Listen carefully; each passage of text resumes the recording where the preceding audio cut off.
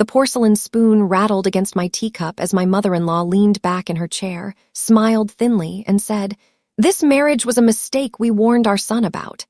The room went quiet. Then my sister-in-law laughed. My husband didn't stop them. He buttered his toast like nothing had happened, like I wasn't sitting there bleeding in plain sight. That moment, at a polished family breakfast table smelling of coffee and control, is where everything cracked. What they didn't know was that I'd already learned the truth about how disposable I was to them. My name is Jessica Walker, and this is the story of how I stayed silent long enough to let their arrogance destroy itself. If you've ever been dismissed by people who underestimated you, hit that like button. You'll want to see how this ends. And subscribe, because stories like this, where the truth wins, they're what we're all about here. The silverware froze midair. My mother-in-law's words hung in the space between us like smoke from a fire I hadn't started but was already burning in. A mistake. She called my marriage a mistake. My pulse roared louder than the hum of the ceiling fan above us.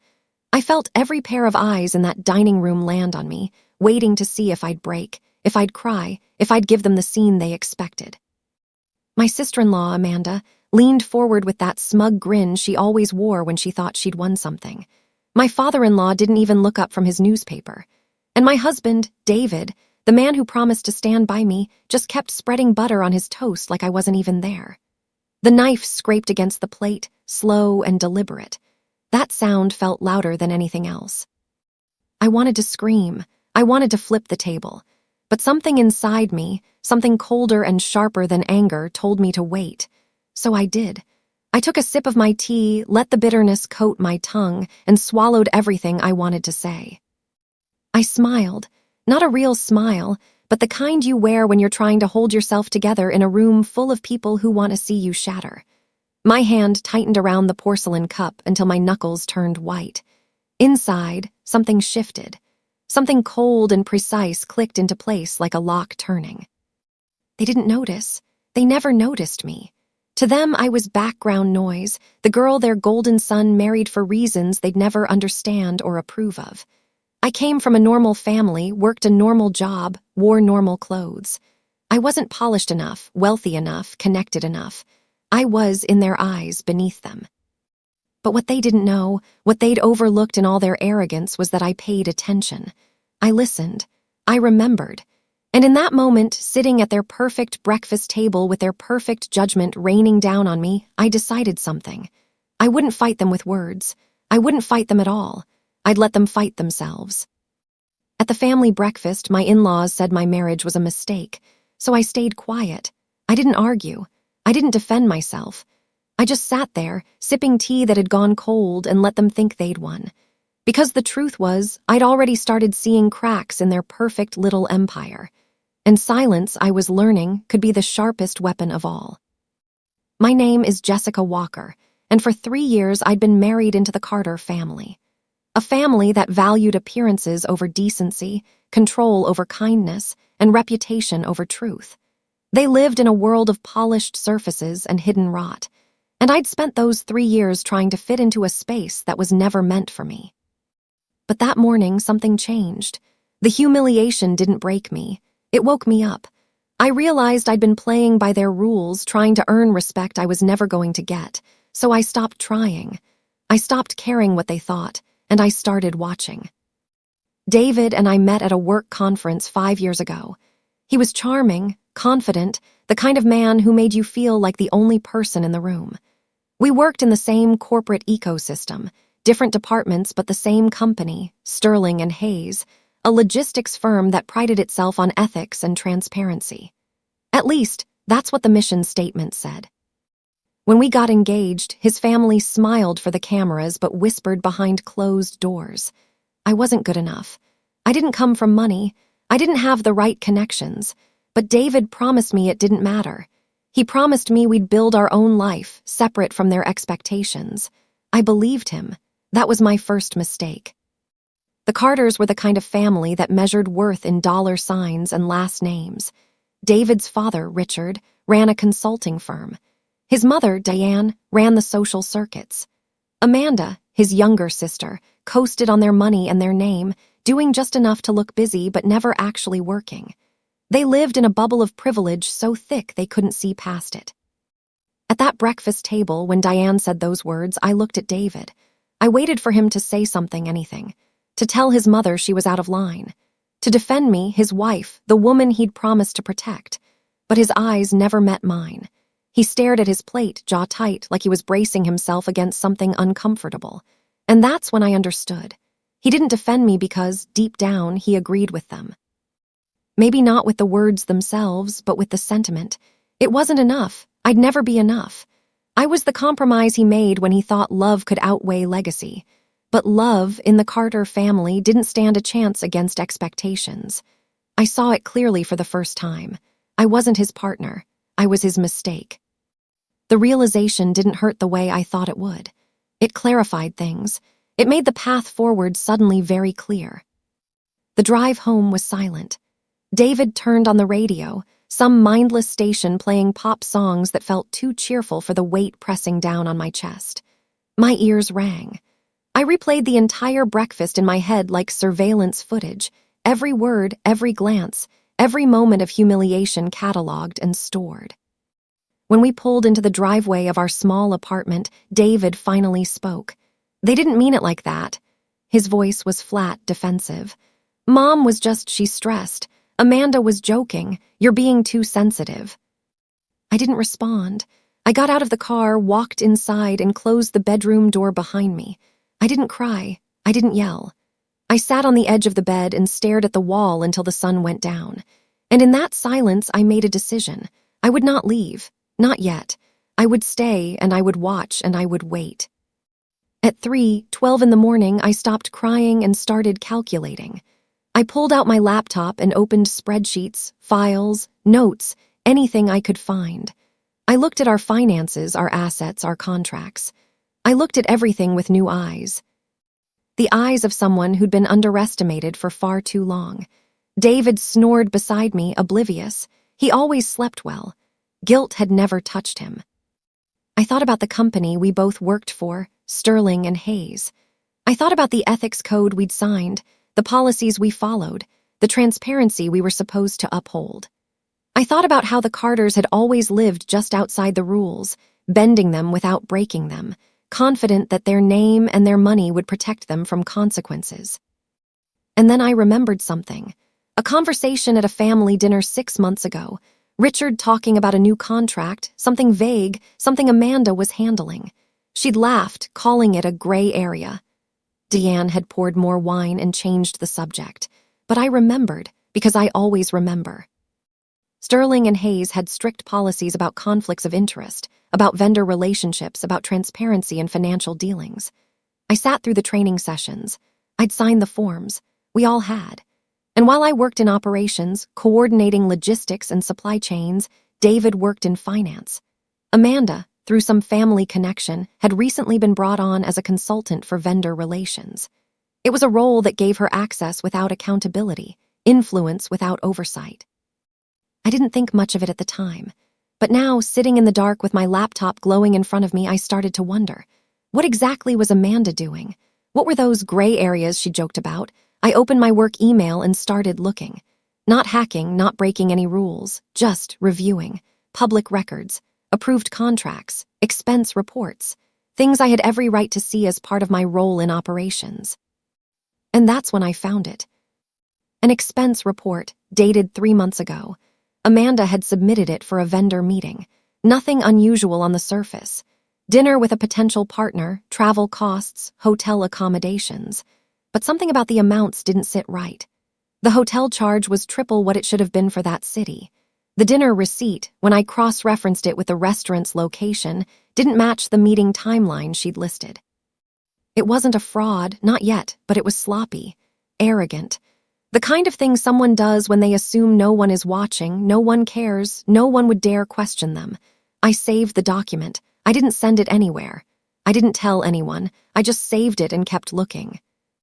Over the next few days, I found more, small inconsistencies, overlapping charges. Vendor contracts awarded to companies that, when I dug deeper, had suspiciously close ties to Richard's consulting firm. Nothing that screamed was illegal, but everything that whispered it. Patterns emerged, not loud, but there. Clear, documentable. I became obsessed with details. Every morning I'd wake up, make coffee, and review documents before work.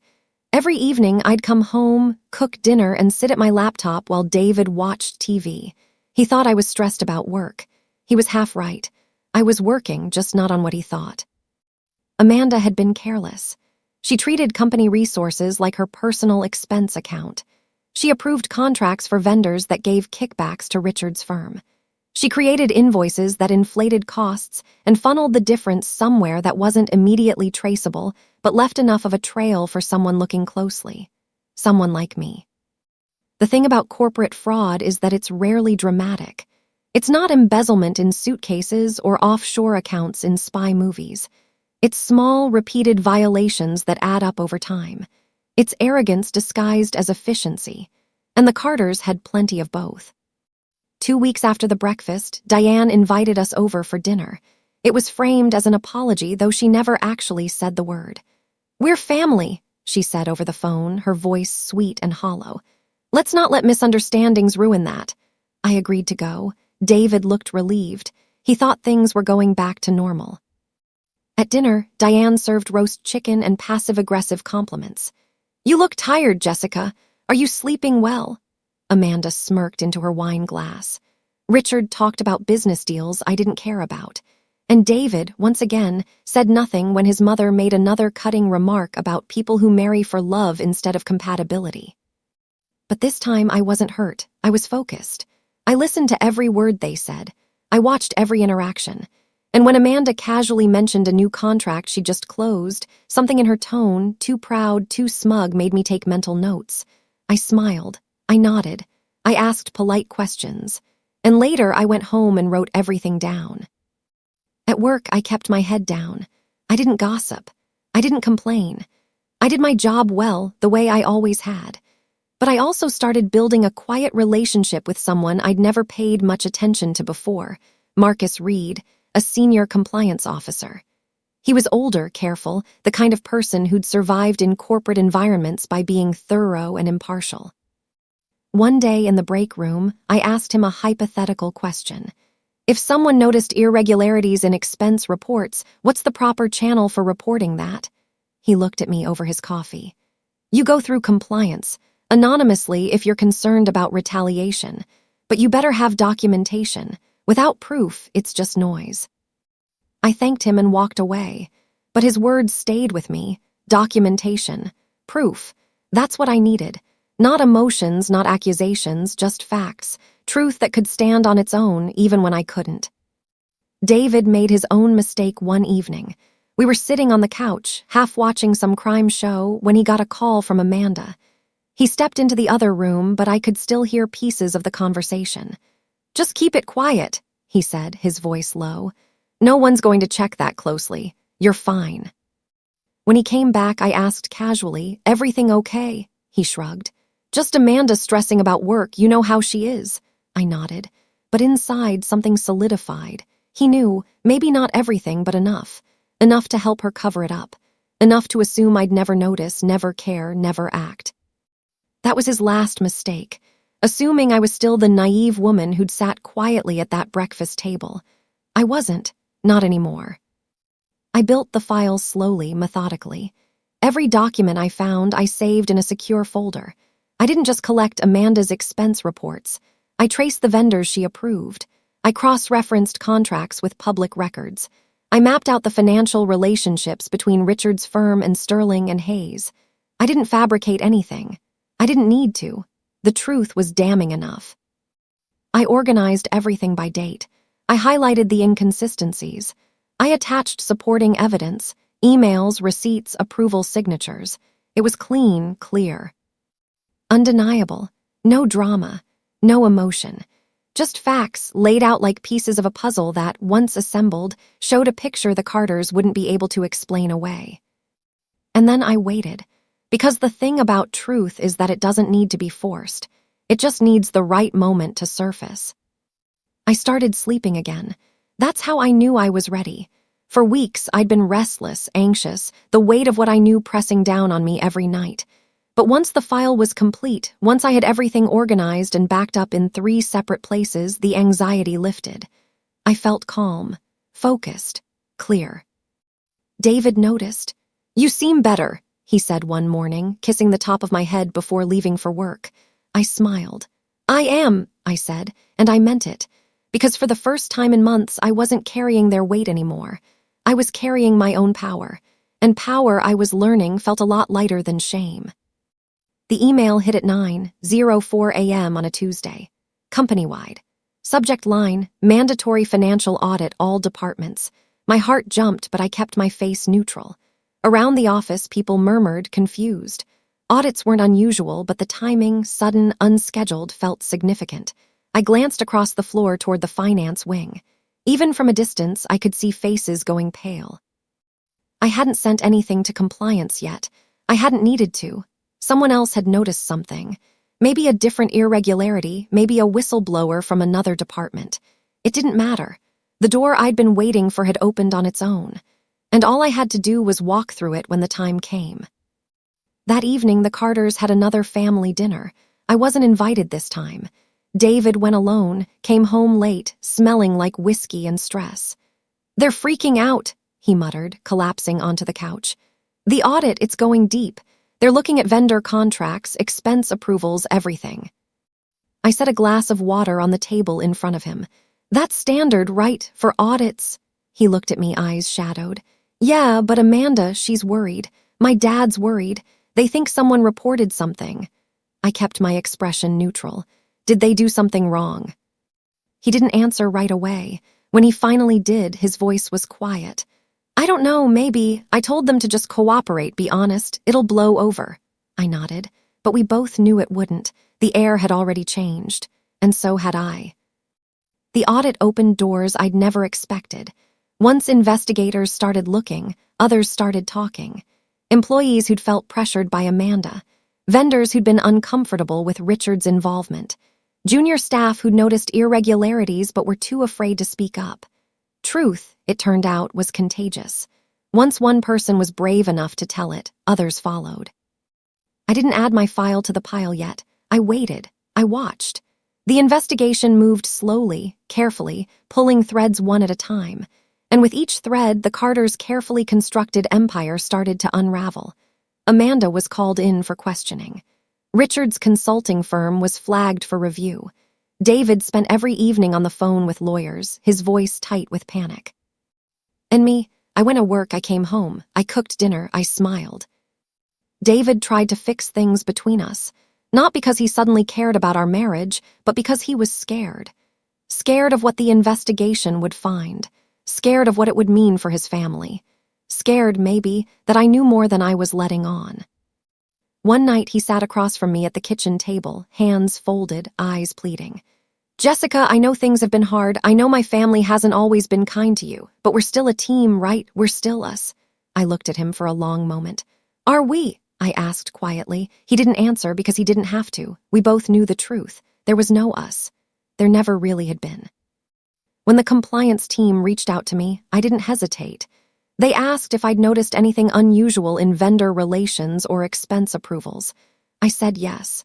They asked if I'd be willing to provide documentation. I said yes. I handed over my file, clean and complete, with every detail they needed. I didn't embellish. I didn't editorialize. I didn't need to. The facts spoke for themselves. I answered every question clearly, honestly, completely. And when they asked why I hadn't come forward sooner, I told them the truth.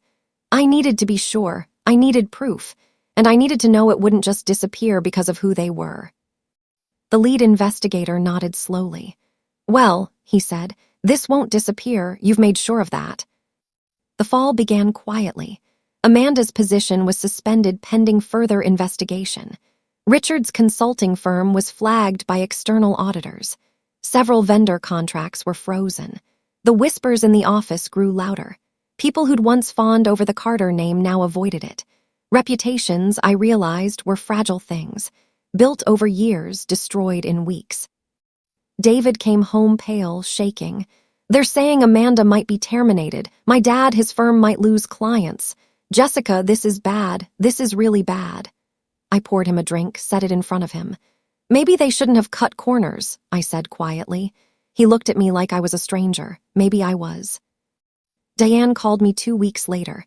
Her voice was tight, brittle. Jessica, we'd like you to come to breakfast. We need to talk as a family. I held the phone, silent for a moment. Then I said, no, her breath caught. Excuse me? I said no, Diane, I'm not coming. We're not family. We never were. I hung up before she could respond. It felt like exhaling after holding my breath for years. Silence, I'd learned, wasn't a weakness.